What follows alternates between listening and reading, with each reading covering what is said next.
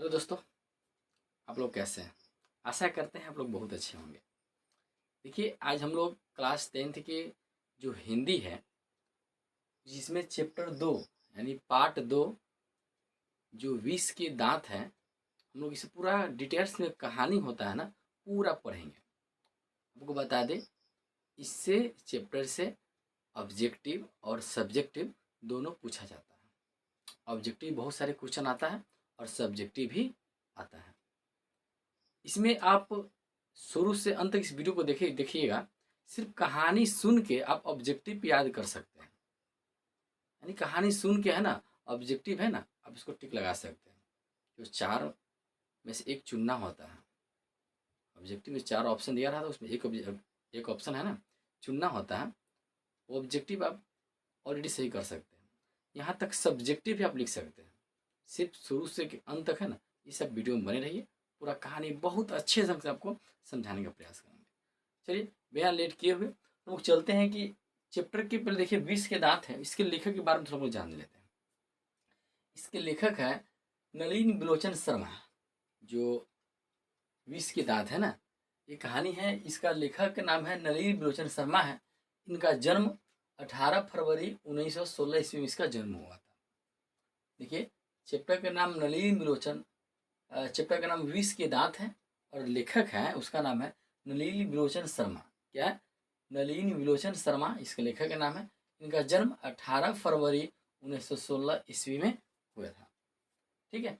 और कहाँ हुआ था? तो पटना के बद्दर घाट में हुआ था। पटना के बद्दर घाट में हुआ था। किस भाषा में? तो भोजपुरी भाषा में इसका जन्म हुआ था।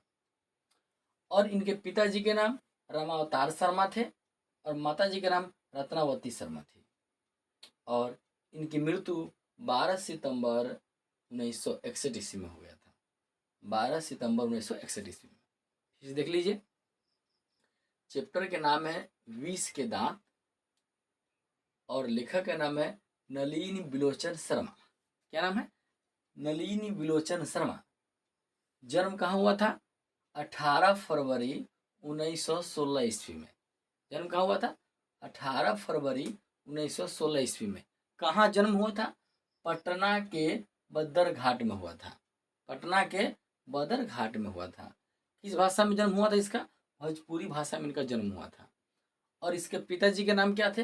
पिताजी के नाम रामावतार शर्मा जी थे। क्या थे इसके पिताजी के नाम? रामावतार शर्मा जी थे। और माता जी का नाम क्या थे? रत्नावती शर्मा थी। इसकी माता जी का नाम क्या थी? रत्नावती शर्मा थी। इनका मृत्यु कब हुआ? 12 सितंबर 1961 ईस्वी में इनका मृत्यु हो गया। यह नलिनी शर्मा के परिचय हुआ। इसका जो कविताएं हैं, रचनाएं हैं, जो लिखे हुए हैं, कहाँ कहाँ से पढ़े हुए हैं, उसका डिटेल्स में वीडियो बनाएंगे। उसमें भी आप बढ़िया से पढ़ लीजिएगा। ठीक है। ये शॉर्टकट इसका जो परिचय है। फिर देखिए, चैप्टर का नाम 20 के दांत है। लेखक का नाम नलिनी बिलोचन शर्मा है। जन्म 18 फरवरी 1916 ईस्वी में हुआ था। कहाँ हुआ? पटना के बदरघाट में हुआ था। भाषा भोजपुरी है। और इसके पिताजी के नाम रामावतार शर्मा थे। माता जी के नाम रत्नावती शर्मा थी। और मृत्यु 12 सितंबर 1961 ईस्वी में हुआ था। इसका परिचय तो समझ गए लेखक के बारे में। अब हम लोग मेन जो चैप्टर है, चैप्टर में कहानी के माध्यम से हम लोग एकदम सीखने का प्रयास करेंगे। बुक में तो उटपटांग दिया हुआ रहता है, लेकिन आपको हम एकदम, जैसे मैं कोई कहानी जब सुनते हैं ना, किस्सा सुनते हैं ना, उसी प्रकार से आपको दिमाग में सेट कर देंगे। सिर्फ शुरू से लेकर अंत इस वीडियो में बने रहिए। देखिए, पहले हम लोग दो पहले लेते हैं, एक एक अमीर और एक गरीब। देखिए, इसमें दो भाग है, यानी एक अमीर के पहले देख लीजिए और एक गरीब के देख लेना है। ठीक है। अमीर होता है, एक अमीर व्यक्ति होता है जिसका नाम सेन साहब होता है, बहुत अमीर होता है। एक अमीर व्यक्ति होता है जिसका नाम सेन साहब होता है, वो बहुत अमीर होते हैं। उसके पास अपना फैक्ट्री होते हैं, बहुत सारे गाड़ियाँ होते हैं, बहुत सारे है ना, गाड़ी होता है ना। अमीर व्यक्ति है तो अमीर व्यक्ति के पास सब कुछ रहता है नहीं। तो अमीर है जिसका नाम सेन साहब है, जो बहुत अमीर है। उसके पास 5 बेटी हैं। जो पुत्री है ना, उसके पास 5 बेटियां हैं। और उस बेटी का नाम क्या है? देखिए, सीमा, रजनी, आलो, शेफाली, आरती। जो सेन साहब है, जो अमीर व्यक्ति है, उसके पास 5 बेटियां हैं। उसका नाम क्या है? सीमा, रजनी, आलो, शेफाली, आरती। और एक एकमात्र बेटा है, ये बहुत बुढ़ापा में इनका जन्म हुआ था, जिसको आंखों का तारा कहा जाता है, जिसका नाम क्या था? कासू, जिससे प्यार से खोखा के नाम से जाना जाता है। होता है ना गांव देहात में, नाम कोई माता पिता के द्वारा रखा रहता है, प्यार से उसको अलग नाम से पुकारते हैं। उसी प्रकार से सेन साहब के पास 5 बेटियां हैं और एक बेटा है जिसका नाम कासू है, जिसको प्यार से खोखा के नाम से जाना जाता है। सेन साहब के जो 5 बेटियां हैं बहुत अच्छी है, बहुत सुशील है, बहुत आज्ञाकारी है। वो गलत काम करते ही नहीं है, जैसे में तोड़ फोड़ करना कोई सामान को, है ना, घूमना फिरना कहीं पे, यानी कि कोई भी है ना माता पिता के पूछ के कहीं पे नहीं जाते हैं। बहुत संस्कारिक है, सुशील व्यक्ति है वो। और इनके जो बेटा है कासू है, वो बहुत बदमाश कैटेगरी के हैं क्या है? बहुत बदमाश कैटेगरी के हैं। सेन साहब यहाँ तक अपने बेटे को इंजीनियर बनाना चाहते थे। क्यों? क्योंकि बच्चा में है ना बहुत शरारती, ये सेन साहब क्या बोलते हैं कि इसका कासू बेटा होता है, जो गरी के हवा निकाल देगा, फोड़िए देगा, शीशा सब है ना फोड़ देगा। सेन साहब को क्या लगता था पता है? मेरा बेटा है ना इंजीनियर बनेगा। इसको पढ़ाई लिखाई में होता है ना, पढ़ाने लिखाने के लिए, पढ़ाना लिखाना नहीं, लेकिन यह बढ़ई मिस्त्री को बुलाकर उसको हथौड़ी ना होता है ठोकवाता था। ऐसा क्यों? कि अभी से है ना इसका हाथ से बरुआर होगा, उंगली से बरुआर होगा। इसीलिए सेन साहब जो कासू है इसको बढ़ई मिस्त्री को बुलाकर ये ठोक ठाक उसको जो है काम करवाता था, जिससे है ना उसका यदि उंगली होता है, हाथ होता है, मजबूत हो। क्योंकि सेन साहब चाहता था कि मेरा बेटा इंजीनियर बने, क्योंकि तोड़ फोड़ करता था ना, इसको लगा था कि मेरा बेटा इंजीनियर बने, लेकिन नहीं, बदमाश था, इसलिए वो तोड़ता था, है ना। अब देखिए एक बोल तो आप समझ गए, जो सेन साहब है, सेन साहब अमीर व्यक्ति है, उसके पास 5 बेटियां हैं। बेटी के नाम सीमा, रजनी, आलो, शेफाली और आरती है।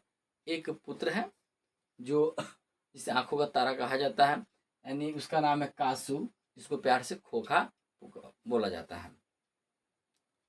यानी बहुत बुढ़ापा में है ना, जब उम्मीद ही नहीं था, तब जाके एक लड़का का जन्म होता है। अब देखिए, अब सबका नियम भी अलग था उस घर में, यानी बेटा के लिए अलग नियम और बेटी के लिए अलग नियम। बेटा अगर कुछ कर ले, कुछ तोड़ फोड़ कर दे, चलो माफी दिया होता है, लेकिन बेटी के लिए उसको डांट पड़ता था। लेकिन इसकी बेटी बहुत अच्छी थी। देखिए एक पहलू समझ गए। अब दूसरा पहलू समझिए। एक गरीब व्यक्ति होता है जिसका नाम गिरधर लाल होता है, जो सेन साहब के फैक्ट्री में किरानी के पद पर काम करता है और छोटे से कोने में वो रहता है। क्या? सेन साहब अमीर व्यक्ति है, इसके अपना फैक्ट्री है सेन साहब के। इसके फैक्ट्री में गिरधर लाल नाम के एक व्यक्ति होता है जो किरानी के पद पर काम करता है इसके फैक्ट्री में। ठीक है। इसके पास एक लड़का होता है जिसका नाम मदन होता है। किनका? गिरधर लाल के एक लड़का होता है जिसका नाम मदन होता है, जो 5 से 6 साल के होता है। कितना? 5 से 6 साल के। दो को बोली समझ गए। यानी पूरा कहानी में बस सेन साहब और गिरधर लाल दोनों पे है, यानी कासू और मदन, इसी दोनों पे कहानी है। पर इस दोनों पहलू को समझ लीजिए। एक तो समझ गए अमीर व्यक्ति के बारे में, सेन साहब है, उसके पास 5 बेटियां हैं और एक बेटा है कासू। और एक गरीब व्यक्ति है जिसका नाम गिरधर लाल है, जो सेन साहब के यानी जो अमीर व्यक्ति है, सेन साहब का फैक्ट्री में किरानी के पद पर काम करता है। उसके पास एक बेटा है 5 से 6 साल का, जिसका नाम मदन है। यहाँ तक कोई दिक्कत? चलिए, अब यहाँ तक दो पहलू समझिए। अब एक समय की बात है, सेन साहब जो अमीर व्यक्ति है, जो नए नए मॉडल जब लॉन्च हुआ था तो एक कार खरीदता है। किस रंग के? तो काले रंग का कार खरीदता है। किस रंग का? तो काली रंग का, है ना, जो एकदम चमचमाती हुई रहती है, वैसा एक कार खरीदती है। जो काला रंग का होता है वो कार खरीदता है। उस कार का दाम होता है 7,500। क्या होता है? 7,500। और सेन साहब अपने ड्राइवर को, जो सोफर ड्राइवर को सोफर बोला जाता है, ड्राइवर को कहा था कि इसको है ना हर समय सब पॉलिश मान के रखना, साफ सुथरा करके रखना, गंदा नहीं होने देना, क्योंकि 7,500 का है और कलाकारी बहुत अच्छा होता है। तो सेन साहब के फैक्ट्री के सामने में वो कार लगी हुई थी। उसी समय जो मदन है और मदन की माँ दोनों गिरधर लाल के लिए, यानी मदन अपने पिता के लिए टिफिन लेके खाना देने जाता है। जब खाना देने जाता है तो देखता है कि एक नई चमचमाती हुई गरी लगा हुआ है। तो बोलता है कि मम्मी इस गरी की जरा छू लूँ। माँ इस गरी की जरा छू लूँ। कोई बात नहीं, छूने से क्या जाता, छू ले। मदन की माँ बोली। जब ये गरी छूने गया, कौन, मदन, तो ड्राइवर इसे मना कर दिया। अरे गरीब आदमी है, तो गरी छुएगा तो गंदा हो जाएगा, वो तुम गरीब आदमी हो, गरी छुएगा ना तो गंदा हो जाएगा, तुम दूर रहो। अब इसकी माँ कहती बच्चा है, छूने दीजिए, क्या जाता, छूने से गलत थोड़ी हो जाता है। अब जो मदन है गरी छूने का प्रयास कर रहा था, इसी क्रम में जो ड्राइवर है मदन को धक्का दे देता है, तो ठेहुना में से खून बहना शुरू कर, ब्लड होता है ना, ब्लड आना शुरू हो जाता है। तो मदन को धक्का दे देता है ड्राइवर, तो उसको खून आना शुरू कर देता है। यहाँ पे देखिए, यहाँ पे झगड़ा चल रहा है, आपसी विवाद, यानी कि जो झगड़ा है ना मदन और ड्राइवर के बीच में चल रहा है। और फैक्ट्री में जो सेन साहब है अपने कुछ मित्रों के साथ बैठे हुए थे। सेन साहब अपने फैक्ट्री में, फैक्ट्री के बगल में कार लगी हुई थी और यह घटना नीचा हो रहा है और सेन साहब अपने फैक्ट्री में बैठे हुए हैं, कुछ मित्रों के साथ बैठे हुए हैं। और वहाँ पे उसके पत्रकार मित्र हैं। जो पत्रकार मित्र हैं, तो जो मित्र है जो सब अपने अपने बारे में कह रहे कि मेरे बेटा यह करता है, मेरा बेटा यह करेगा। तो सेन साहब तुरंत खड़ा हो जाता है, कहता है कि मेरा बेटा इंजीनियर बनेगा। और अभी से है ना वो तोड़ फोड़ करता है, अभी उससे उसको इंजीनियर में और तनका एक्सपीरियंस लाने के लिए उसको अभी से है ना बचपन से बढ़ई मिस्त्री को बुलाते हैं, उसके जोड़े है ना ये ठोक ठाक करवाते हैं, हाथ से उसका मजबूत हो। तभी उसका एक पत्रकार साथी है, मित्र है, जो बोलते हैं हम तो चाहते हैं कि मेरा बेटा जो उसको इच्छा हो वो करे, हमारी तरफ से पूरा आज़ादी है, यानी जो उसका मन हो वह काम करे, हमारी तरफ से पूरा आज़ादी है। जब यही बात चल रहा था तो देखा कि नीचा फैक्ट्री के नीचे में आपसी जो मदन और ड्राइवर के बीच झगड़ा हो रहा था, तो हल्ला हो गया। तो पत्रकार और सेन साहब तुरंत बाहर आए। जब तुरंत बाहर आए तो देखा कि 5 से 6 साल का एक बालक है, लड़का है मदन,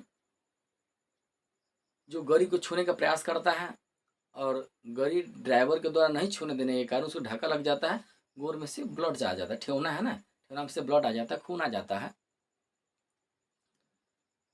ये सारी घटना ड्राइवर सेन साहब को बतलाता है।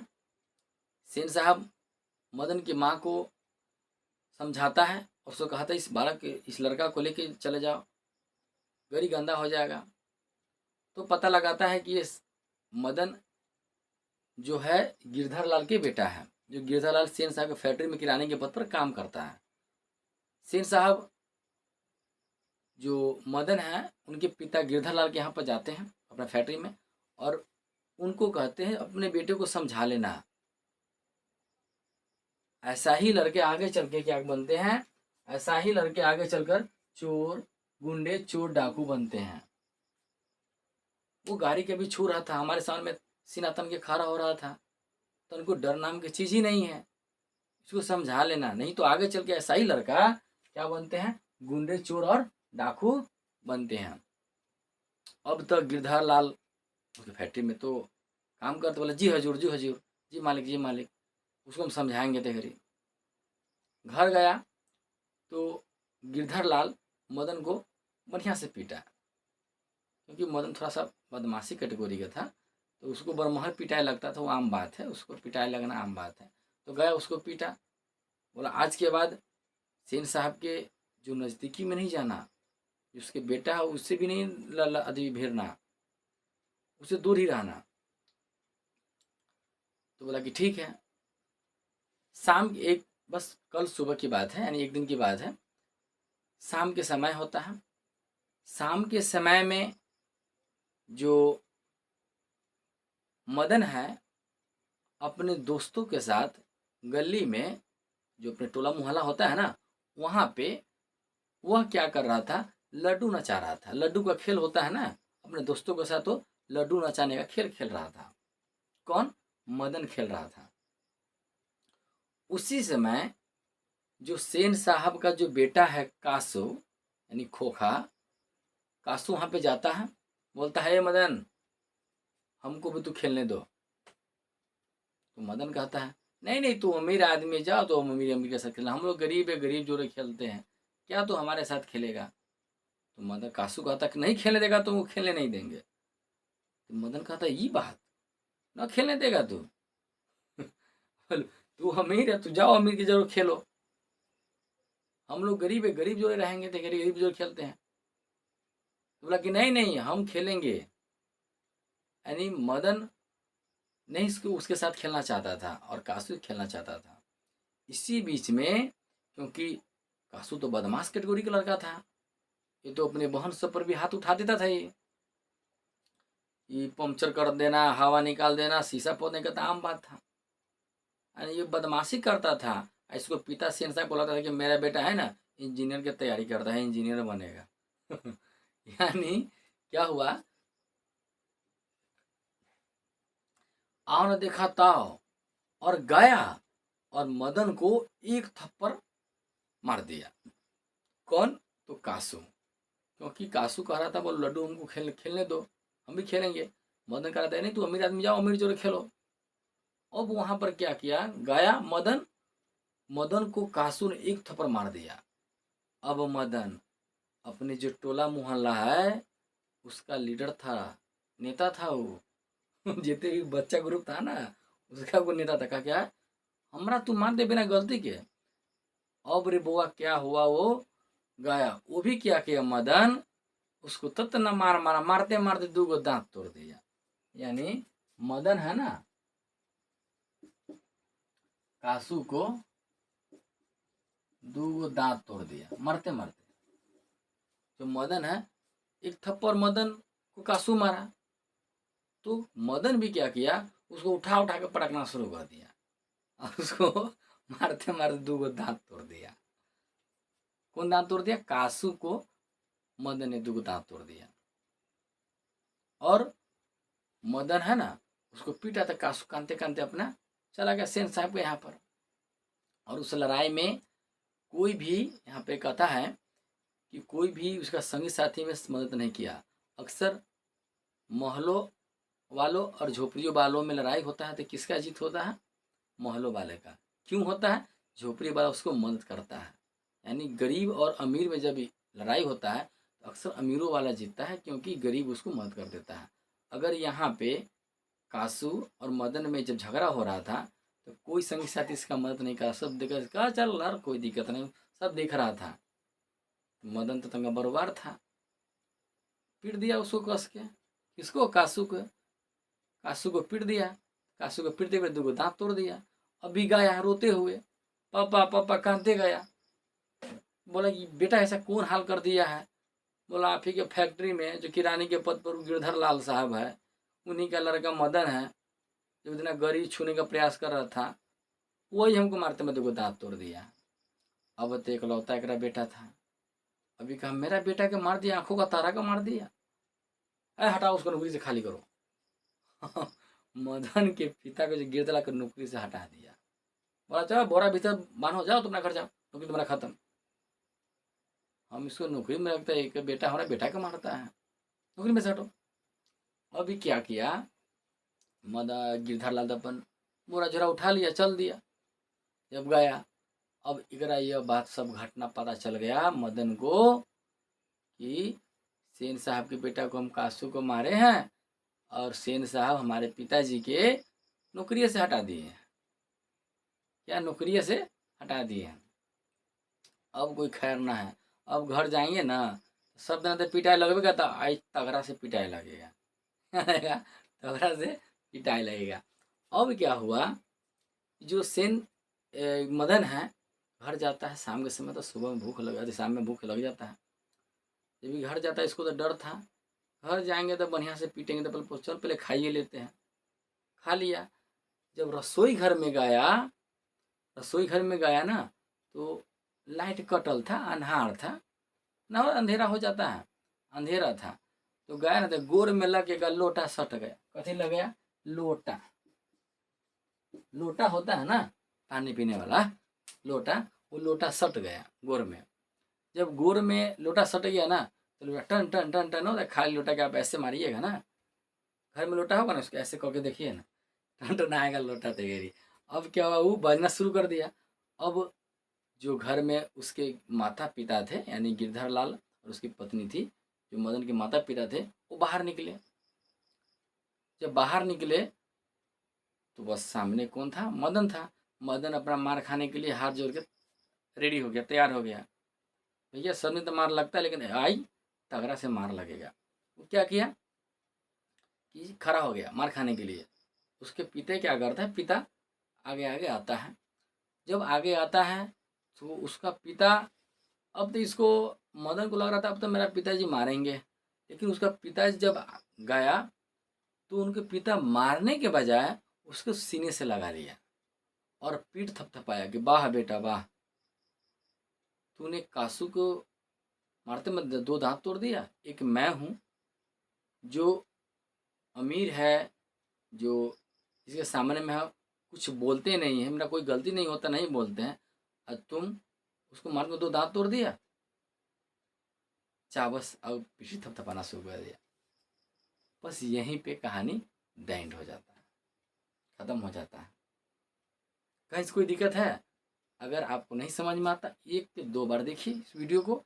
100% अगर आप गौर से सुने होइएगा तो हमको लगता है कि आप पूरा आपको एक ही बार में समझ में आ जाना चाहिए, क्योंकि खिस्सा के माध्यम से बतलाए हैं आपको। जो कहानी के माध्यम होता है ना, इस ढंग से आपको बतलाए हैं। ऑब्जेक्टिव और सब्जेक्टिव दोनों क्वेश्चन रहता है। ऑब्जेक्टिव में तो दिक्कत करेगा नहीं कहानी से, एक भी ऑब्जेक्टिव उल्टा के देखिए, एक भी ऑब्जेक्टिव आपसे नहीं छूटेगा। इस चैप्टर से जितना भी कहानी की मदद से आएगा ऑलरेडी आप सब पूरा बन जाएगा। कोई दिक्कत अगर एक बार समझ में नहीं आता है, इसको 2 बार देखिए, दोनों बार में भरपूर समझ में आएगा। अगर आपको समझ में आया है तो वीडियो को लाइक सब्सक्राइब जरूर करें। मिलते हैं नेक्स्ट वीडियो में, क्योंकि इसमें संस्कृत हिंदी हर एक कहानी के माध्यम से आपको बतलाएंगे कि आप कहानी सुनिए, ऑब्जेक्टिव सब्जेक्टिव सोल्व कीजिए। ठीक है, मिलते हैं नेक्स्ट वीडियो में।